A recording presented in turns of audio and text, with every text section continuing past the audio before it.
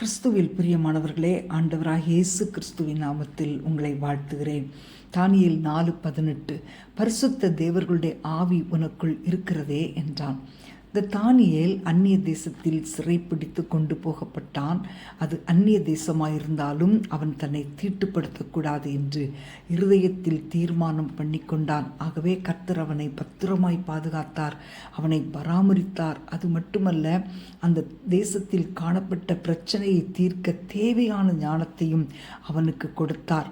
Nebuchadnezzar தன் கண்ட சொப்பனத்தை அவனுக்கு சொல்லும்போது, அந்த அர்த்தத்தை அவன் எடுத்து சொல்லும் பொழுது, அந்த நேபுகாத்நேச்சார் பரிசுத்த தேவர்களின் ஆவி உனக்குள் இருக்கிறதே என்று சொல்லக்கூடிய அளவுக்கு ஒரு அற்புதமான சாட்சியை பெற்றவனாயிருந்தான். அன்பான தேவனுடைய பிள்ளைகளே, நீங்கள் யாராயிருந்தாலும் எங்கிருந்தாலும் ஆண்டவராகிய இயேசுவுக்கு சாட்சியாக விளங்க வேண்டும்.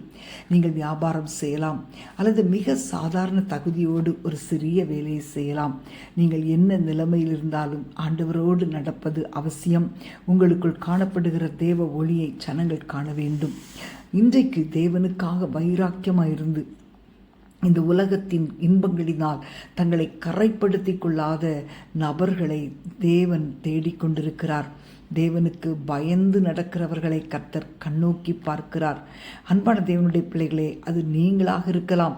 உங்களுடைய வாழ்க்கையிலே தேவனுடைய அழைப்பு வரும்போது உங்களை முற்றிலும் ஒப்பு கொடுத்து உங்கள் வழிகளை சீர்படுத்துங்கள்.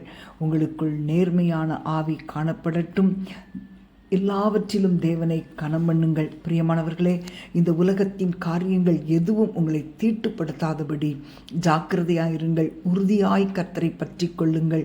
அப்பொழுது தேவனுடைய ஆவியானவர் உங்களுக்குள் இருக்கிறார் என்று ஜனங்கள் உங்களை குறித்து சாட்சி சொல்வார்கள். அந்த ஞானம் அநேகருடைய வாழ்க்கையில் உள்ள பிரச்சனைகளை தீர்க்கும். நாம் ஜெபிப்போமா? அன்பின் ஆண்டவரே, உம்மை துதிக்கிறோம் அப்பா. இன்றைக்கு இந்த செய்தியை கேட்கிற ஒவ்வொருவரும் உமக்காக பிரகாசிக்கும்படி உம்முடைய ஆவியினால் அபிஷேகிப்பீராக. பரிசுத்த ஆவியானவர் எங்களுக்குள் இருப்பதை ஆண்டவரே மற்றவர்கள் காணட்டும் அப்பா. நாங்கள் உமக்கு சாட்சியாக வாழ உதவி செய்யுங்கப்பா. ஆண்டவரே, ஒரு தெய்வீக ஞானத்தை எங்கள் ஒவ்வொருவருக்கும் கொடுப்பீராக. உம்முடைய ஞானம் எங்களை மற்றவர்களுக்கு ஆசீர்வாதமாய் மாற்றுமே. உம்முடைய ஞானம் எங்களை உயர்த்துமே.